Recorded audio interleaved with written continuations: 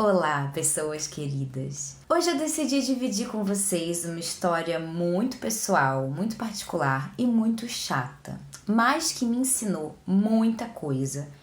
E como eu acredito que o verdadeiro sábio é aquele que aprende com os erros alheios, e eu gostaria muito de não ter precisado passar por essa experiência para aprender, eu decidi dividir com vocês na esperança de que vocês talvez não cometam o mesmo erro que eu. Esse vídeo é sobre um erro médico. Eu fui vítima de um erro médico, mas também fui vítima de vários erros meus. Hoje eu vejo que eu fui leviana e bastante irresponsável em algumas decisões que eu tomei. E a mensagem desse vídeo é: não importa o quanto os outros têm obrigação de fazer o trabalho deles bem feito. Não importa o quanto os outros precisam fazer as coisas direito. Se a vítima da situação for você, como no caso era eu, o maior interessado é você, no caso era eu. A gente precisa se apropriar das decisões quando elas dizem respeito diretamente a nós. Eu vou tentar resumir, a história é longa e eu acho que os detalhes são importantes para vocês entenderem a mensagem no final.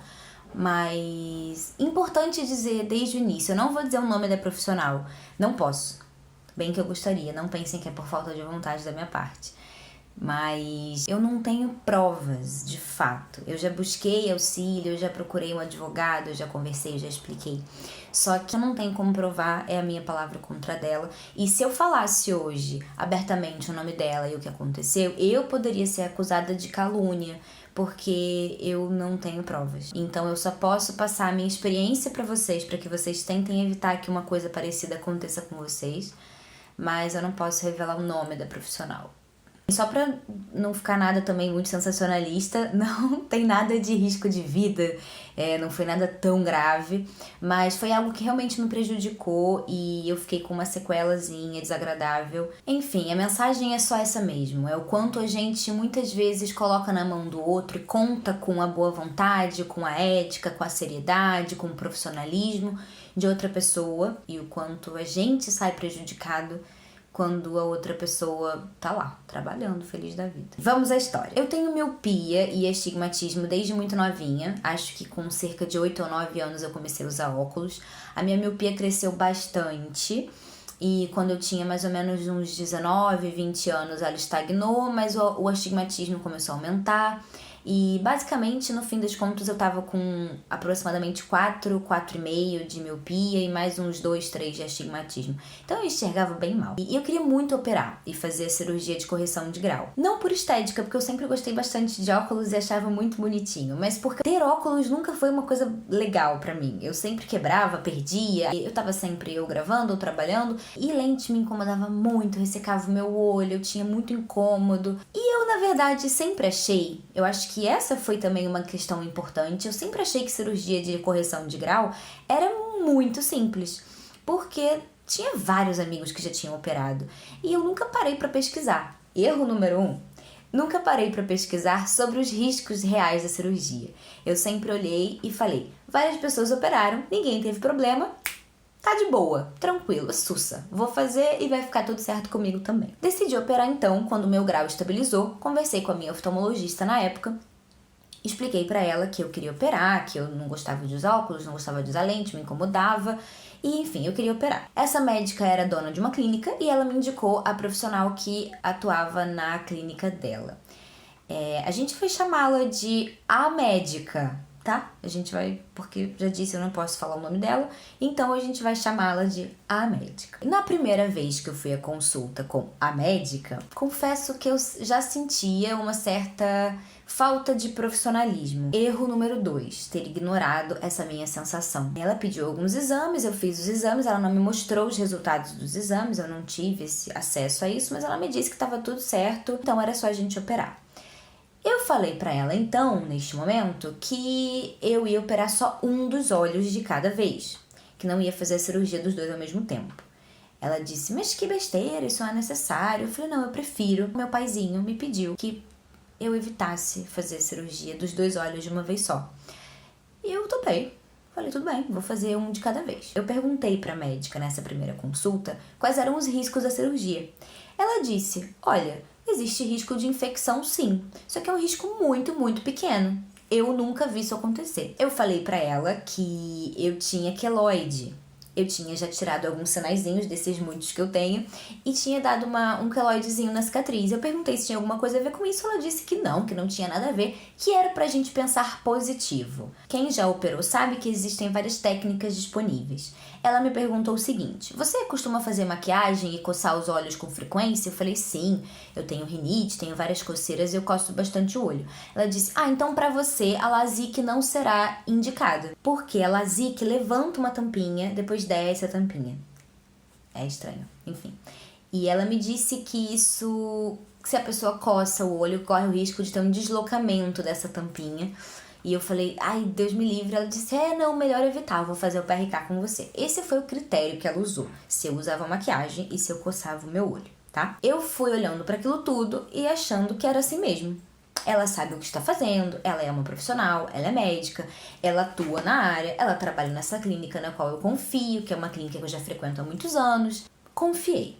Pois bem, acordamos então que eu faria um olho de cada vez, ela dizendo que não tinha a menor necessidade, eu insistindo porque disse que era importante pro meu pai e pra mim, fiz um olho só. E no dia seguinte da cirurgia eu tava enxergando tudo, eu acordei feliz da vida, eu abri os olhos, o olho no caso que eu tinha operado, eu falei, uau, tô enxergando tudo. No segundo dia, eu já não tava enxergando tão bem assim, e falei pra ela isso, ela disse que era normal. No final do segundo dia pro terceiro dia eu comecei a sentir bastante dor, começou a doer bastante. Ele tava ardendo desde o início, ele ardeu bastante porque é uma cirurgia que faz uma raspagem no epitélio, então incomoda mesmo, queima. Só que começou a doer, bastante. E eu comecei a achar estranho. No quinto ou sexto dia, mais ou menos, eu fui até lá de novo e eu achei estranho o tom dela. Ela ficou um pouco preocupada, falou pra eu comprar os colírios no mesmo dia. Eu perguntei se tinha alguma coisa errada acontecendo. Ela disse que não, mas que a gente ia antecipar um pouquinho a entrada dos outros medicamentos e tal.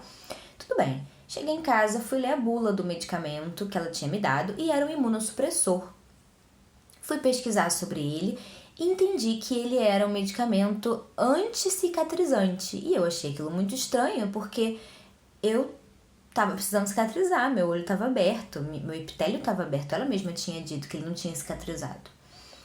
E eu comecei a achar estranho e pensei, será que ela tá fazendo isso porque tá aparecendo algum tipo de queloide? E aí eu mandei uma mensagem pra ela, perguntando se tinha alguma coisa a ver com queloide que eu tinha tido já. E ela respondeu assim: por que você não tinha me dito que você tinha queloide? Aí eu disse sim, mas você disse pra eu pensar positivo. E ela disse, não, mas vai dar tudo certo, não tem problema. Vai dar tudo certo, a gente vai adaptar e vai ficar tudo bem. A partir daquele momento eu percebi que eu estava tendo um problema e que ela não estava sendo legal. Ela vai me dando alguns medicamentos que começam a não fazer efeito e ela vai subindo a dose cada vez mais. Ela me dá um colírio com corticoide e a dose começa muito baixa, mas ela vai subindo a dose desesperadamente. E eu, nesse momento, já comecei a procurar outros oftalmologistas para pedir opinião, até eu encontrar o médico que me acompanha hoje. Nesse meio tempo, eu comecei a sentir muita dor de cabeça no lado do olho que eu tinha operado.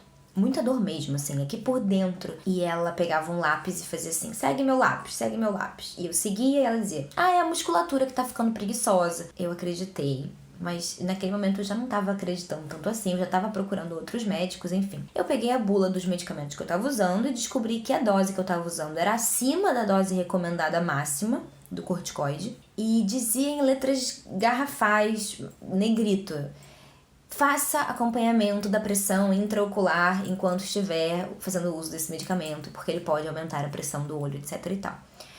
Liguei pra ela e disse, eu preciso ir aí, você precisa medir a pressão do meu olho, porque eu tô com dor, e você já disse que é o músculo, mas não é. Eu acho que eu tô com a pressão do olho alta. Fui até ela no dia seguinte, ela mediu a pressão e não quis me dizer qual era a pressão. Ela disse, tá alta mesmo, vou te dar esses 2 colírios aqui pra você usar. Eu falei, e quanto tá? Ela disse, não, tá alta. Não me disse quanto tava. A minha última consulta com ela foi essa. Porque eu já tinha descoberto que ela estava me dando uma dose acima do máximo permitido. Ela não estava fazendo o acompanhamento da pressão do olho como estava indicando na bula do medicamento. Eu disse que estava com dor, mesmo assim ela não mediu a pressão do meu olho, pelo contrário, ela ficou fazendo um negocinho com o lápis para eu seguir. E para coroar, no final da sessão ela disse assim para mim: eu quero que você saiba que eu estou orando por você.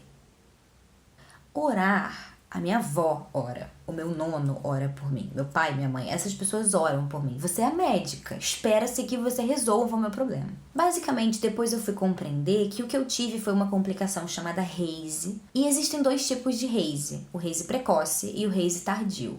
O meu Haze foi o Haze precoce, que é muito raro, mas ela tratou o meu Haze precoce como se fosse um Haze tardio. Quando eu encontrei o médico que hoje me acompanha, ele disse: eu não sei se o seu nervo óptico foi afetado, foi danificado com esse aumento muito grande da pressão que durou bastante tempo. E a minha prioridade agora não é nem tratar a sua córnea, porque córnea a gente pode fazer transplante depois. A minha prioridade é cuidar dessa pressão que não pode ficar alta assim. Hoje eu não me sinto culpada pelo que aconteceu, mas eu me sinto responsável também. Ela deveria ser uma profissional melhor, ela deveria ser mais ética, ela deveria ser muito mais comprometida, ela deveria ter sido honesta comigo quando alguma coisa começou a sair do controle para que eu procurasse um bom profissional. Deveria tudo isso. Mas mais do que isso, a grande interessada era eu desde o início em ter um bom profissional, em contratar um bom profissional, em estar em boas mãos, em me colocar, em me vulnerabilizar em boas mãos. Eu fiquei com uma sequela. Minha visão é reduzida, não sei exatamente quanto, não sei com clareza quanto eu enxergo. É como se tivesse um vidro embaçado em frente à minha vista. Eu enxergo as imagens, eu enxergo que tem alguma coisa e tal, mas não enxergo com detalhes essa vista aqui.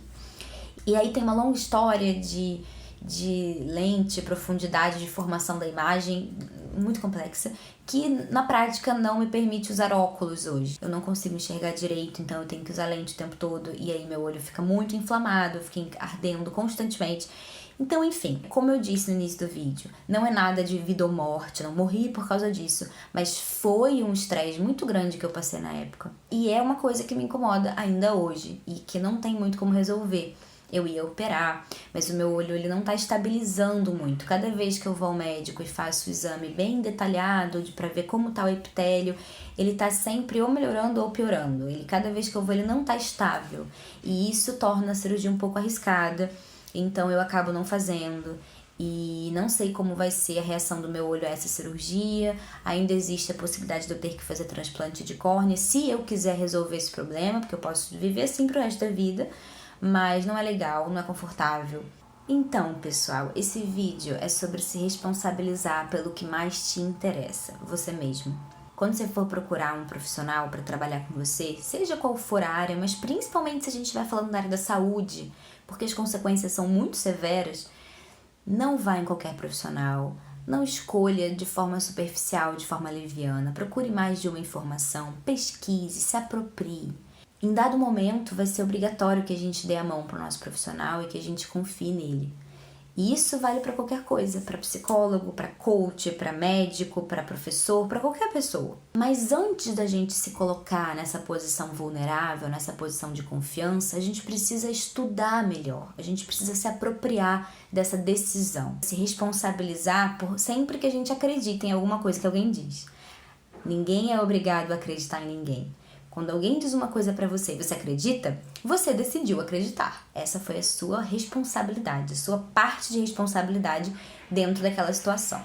Hoje em dia, sempre que eu vou fazer qualquer procedimento importante, eu vou procurar vários médicos, eu vou pesquisar muito, eu vou procurar o currículo de cada profissional, eu vou procurar indicações, eu vou procurar muita coisa. Eu não vou me contentar só com eu acho que ela é boa. Ela tem um preço bom. Ou ela sei lá, ela é médica, né? Ela sabe o que está fazendo. Nem sempre. Eu realmente pensei em compartilhar como uma forma de tentar alertar as pessoas sobre o quanto é importante a gente fazer esse movimento, falar, não, tudo bem, você está me dizendo, mas eu não sou obrigada a acreditar nisso, eu preciso pesquisar, eu preciso pensar melhor. Qual é a minha parcela de responsabilidade, de participação dentro dessa decisão que está sendo tomada? É a minha saúde, é o meu corpo, não vou escolher um profissional de forma leviana, não vou no primeiro que aparecer, eu vou pesquisar, eu vou procurar. Isso, obviamente, eu não tô falando só da área médica, da escolha de um profissional ou de um médico para te atender. Eu tô falando da vida, de um modo muito mais amplo.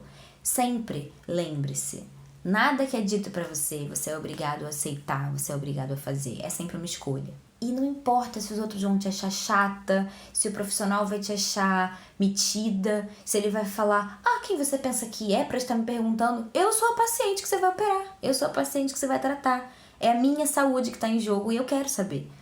Não se permita ter medo de ser chato, de ser inconveniente, mas o médico vai ficar ofendido. O médico precisa compreender que ele tá lidando com algo muito precioso pra você e que você quer sim ter detalhes, saber do que tá se passando, saber o risco que você tá correndo pra escolher qualquer que seja a decisão que você tiver que tomar essa decisão com propriedade, de forma consciente.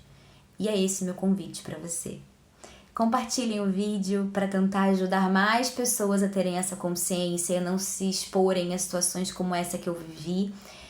Comentem aqui, eu quero muito ouvir a opinião de vocês sobre isso. Hoje não foi um vídeo tão teórico, foi um vídeo bastante pessoal. E eu quero saber se vocês acham chato, se vocês acham mais legal ou menos legal. Então deixem seu comentário, curtam, compartilhem, se inscrevam no canal, ativem o sininho aqui para receber notificações quando os próximos vídeos forem lançados. E é isso, até o nosso próximo vídeo. Um beijo!